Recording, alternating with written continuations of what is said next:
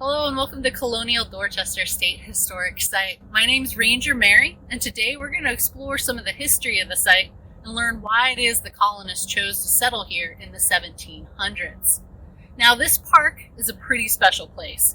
It preserves an entire colonial town that existed for about 100 years.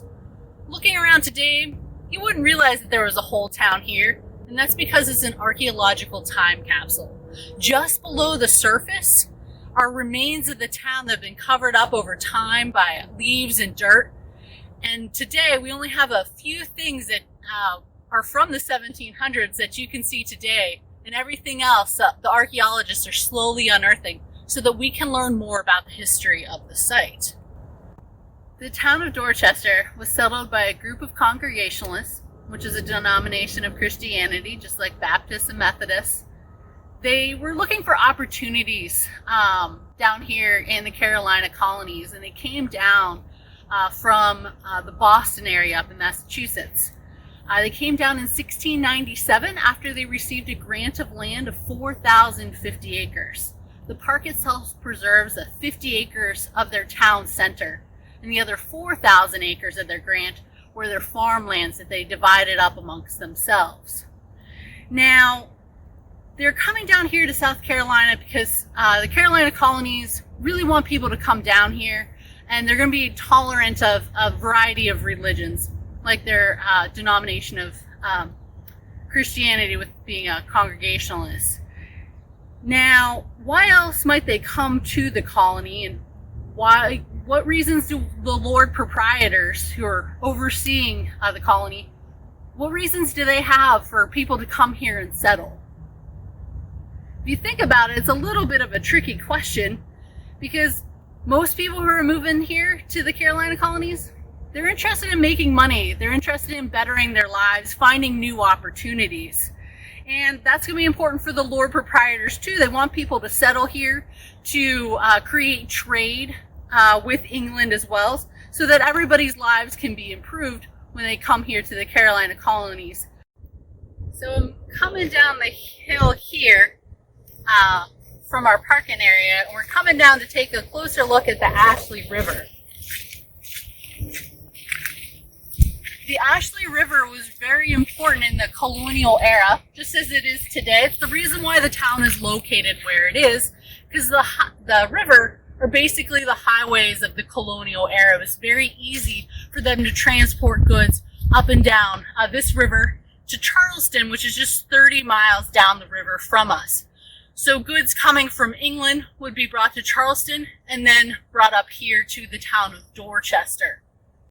Behind me here is where our wharf would be located for the loading and unloading of goods, and you can see that during low tide.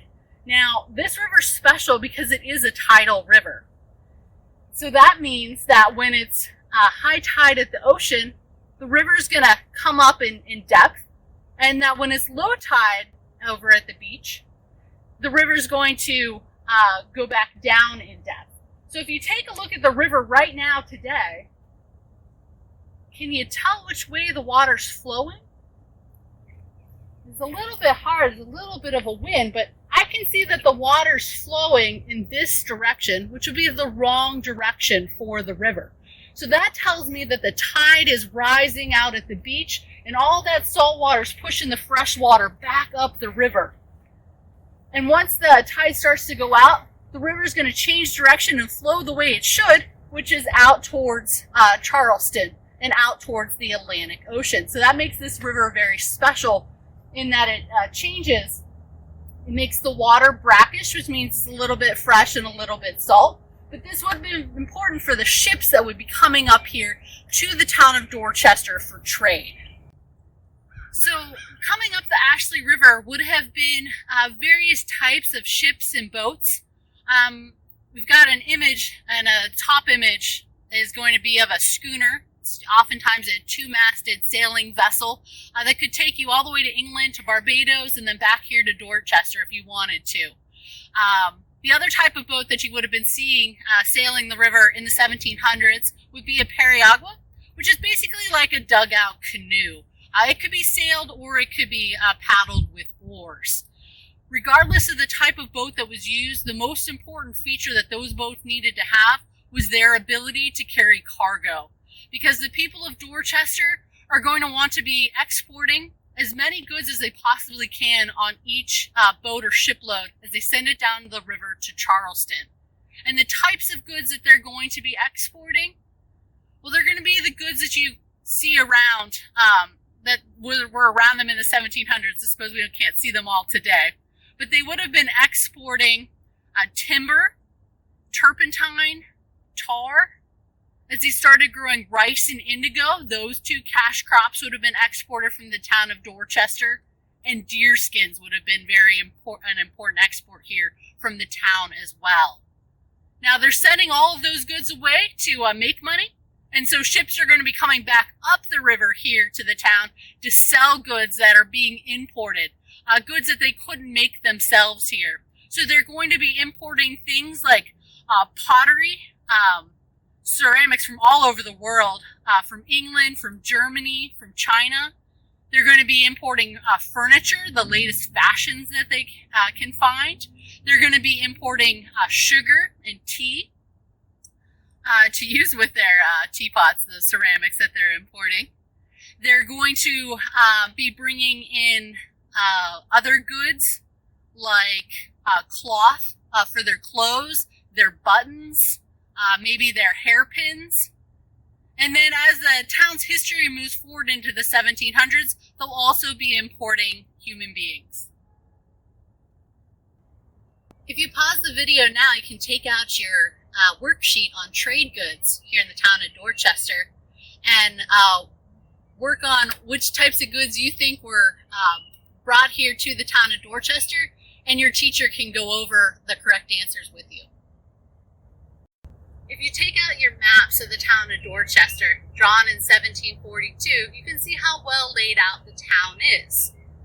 Now, the town is very similar to the towns we have today, so whenever I think about the past, I like to think about what I feel is important, is going to be important to the people of the past as well. So when you look at that map of the town, you can see the different properties that are laid out, but how is it that they were getting around from place to place? How do you get around from place to place?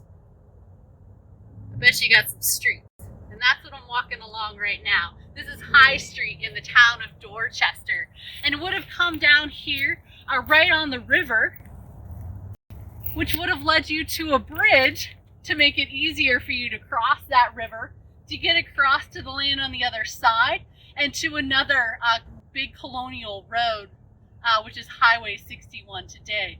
So the bridge doesn't exist today, but we know from our historic documents that we have that there was in fact a bridge coming down High Street, crossing the river here, making it easier for those colonists to come and go to their businesses.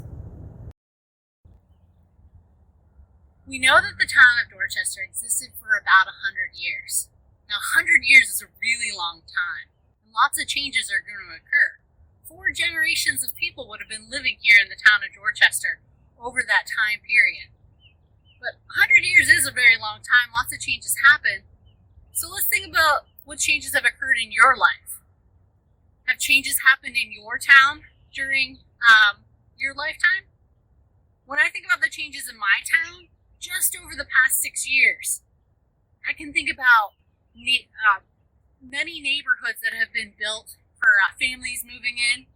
Roads have been widened. New roads have been built. Schools have opened up. There's new grocery stores and other places to shop. And that's just over the past 6 years. Some changes in our town, they're going to be temporary, and some changes are going to be permanent. Here in the town of Dorchester, one of the big changes that occurred was in 1757, during the French and Indian War, when this fort was built. It's going to be one of the permanent changes. So let's go inside and take a look around at the changes that this fort created in the town of Dorchester.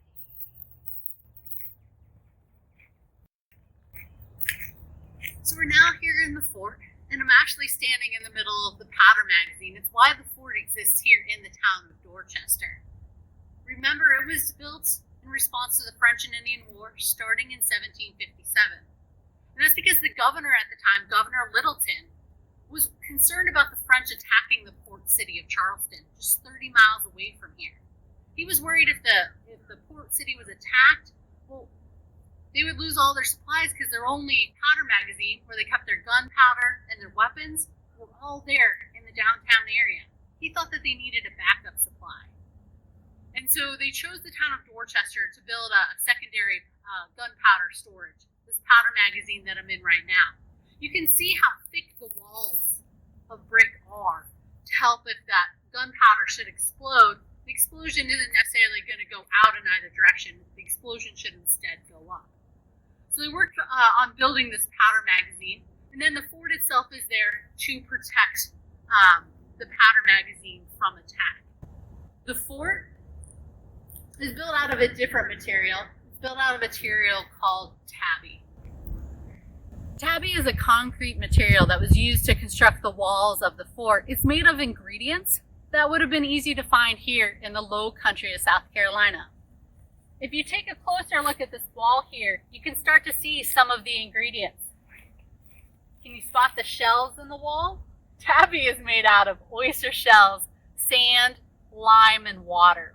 And the lime, that binding agent, just comes from burning more oyster shells. You combine those ingredients together, mix them up real well, and then you pour them into forms you've prepared. So I like to call them boxes. So what they would do is they would build boxes, rectangular boxes, that the tabby would be poured into. And they would tamp down that tabby real hard, let it set, just like if you were pouring a concrete structure today with our more modern materials. But here in the wall behind me, you can see the lines, those parallel lines, where those tabby boxes would have been. And you can even see the pinholes that were used to hold the boxes together as the tabby was setting. So they would slowly build up these walls in layers as they were constructing the fort. The nice thing about tabby is that it's going to be easier to put together than, say, the brick powder magazine we just saw. You really only need a foreman skilled in the recipe for making a tabby, and then you have laborers do all the work for you. And here it would be enslaved laborers doing a lot of the work here on the fort in the town of Dorchester. If you take a look at your map from 1742, we're standing on lot number 17, which was owned by the Izard family. Looking at your map, looking at where lot 17 is in the town, is there anything that you can learn about the Izard family? Is their house located along a street? Is their house good for trade? Do you think this was a wealthy family in the town of Dorchester, just based on where their home is on the map? They were, in fact, a wealthy family. 4 generations of Izards owned these 2 lots in the town of Dorchester over the course of the history of the town, those 100 years. Now, they were a wealthy plantation owning family. They didn't spend a lot of their time here in the town. They usually rented it out. The park today, as I said, is an archaeological time capsule of the 1700s, and this is a good example of what things look like. The archaeologists excavated this site in the 1990s, but they can't leave it exposed all the time. Instead, they covered over anything that was left underground from the building's foundation, and they put this modern brick up for us to see today. So now when you come to the park, and as you guys can see, we can actually walk inside the house into the footprint to see what their house was like in the 1700s. Which rooms that they found were important to have here on the main floor, and the types of artifacts that would have been found here as well. Thinking about your own life, where is it that you go to shop? Do you go to the store? Maybe you shop online? In the 1700s, the colonists would come here, which today is a big open field, and in the 1700s was also a big open field. If you take a look at your map from 1742, it's labeled as the marketplace. And there would be weekly markets held here in the field where folks could bring in goods to buy and sell. And then there were twice yearly fairs that they would have, bigger events. So if you lived further away from the town, you could come in with those goods, or if you had a big shopping list you've been gathering for months, you would know when to come to the town of Dorchester to buy those goods that you need on your property further away from town. Now, the Congregationalists settled this town in 1697. Remember, they had a grant of land of 4,050 acres, and we've just been exploring the 50 acres of that town. The other 4,000 acres being where a lot of their farmland was. So the worship house for the Congregationalists was located central to their entire 4,050 acres.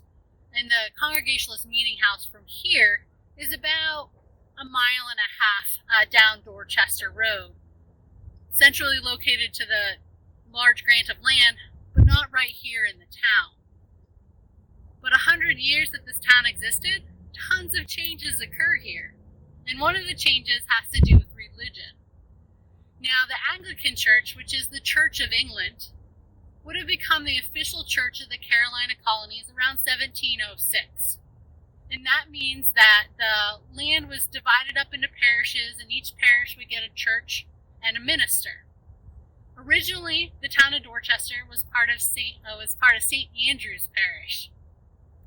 As the population grew out here, it becomes St. George's Parish in 1717. Along with that, they're going to want to build a church. And so behind me is a mound and that leads up to a bell tower. And the mound is where the church was built in 1720. The church was about 50 feet by 30 feet. And then the bell tower was built later in 1751.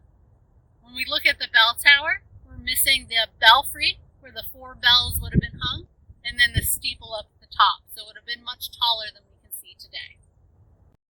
Now that we've finished our tour of the town, we have a better understanding of what the colonists were looking for, what they found important in their lives, and the changes that occurred in the hundreds of years that the town was occupied. We're going to change our focus a little bit, though, to look at the archaeology that goes on here and learn about the process of archaeology. We're going to take a look at what archaeologists do and analyze some of the artifacts that have been uncovered to see what they can tell us about the people of Dorchester, more than just what the historic documents can tell us, but we'll look at the stuff that they left behind as well.